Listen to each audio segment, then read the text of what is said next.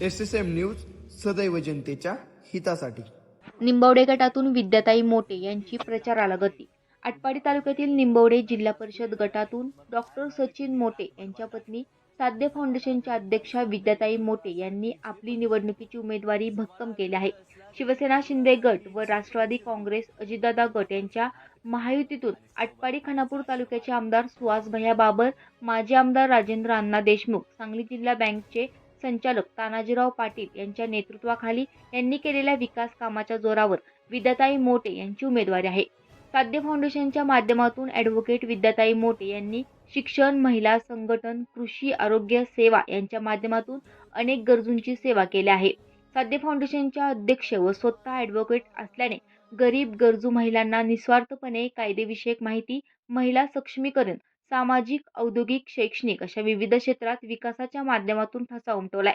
आटपाडी तालुक्यात आमदार सुहास भैया बाबर, तानाजीराव पाटील, माजी आमदार राजेंद्र अण्णा देशमुख यांची राजकीय ताकद मजबूत असून निंबवडे गटात त्यांची मोठ घट्ट बांधली आहे। विकासाच्या मुद्द्यावर निवडणूक लढवणार असून विद्याताई मोटे यांनी घरोघरी लाडक्या बहिणींपर्यंत पोहोचत प्रचाराला गती दिली आहे। तसेच त्या गावनिहाय बैठक घेत महिलांशी, युवकांशी संवाद साधत महिलांच्या अडचणी जाणून घेत मदतीचा हात देत आहेत। निंबवडे गटात अनेक वर्षापासून महिला, माता, बहिणी यांच्यासाठी अहोरात्र हाकेला धावणारी महिला म्हणून विद्याताई मोटे यांची ओळख आहे। शेतकऱ्यांसाठी उपयुक्त कामे करत असून निंबवडे गटातील महिलांचे संघटन प्रभावी बनवले। महिलांशी ठेवलेला आपलेपणा, त्यामुळे महिलांचे पाठबळ त्यांना मिळाले असून गटातील संपूर्ण ओढा त्यांच्या बाजूने असल्याचं चित्र समोर आहे। विरोधक कोण आहे याकडे न बघता केलेला विकास, करणारा विकास हे आम्ही जनतेला पटवून देऊ।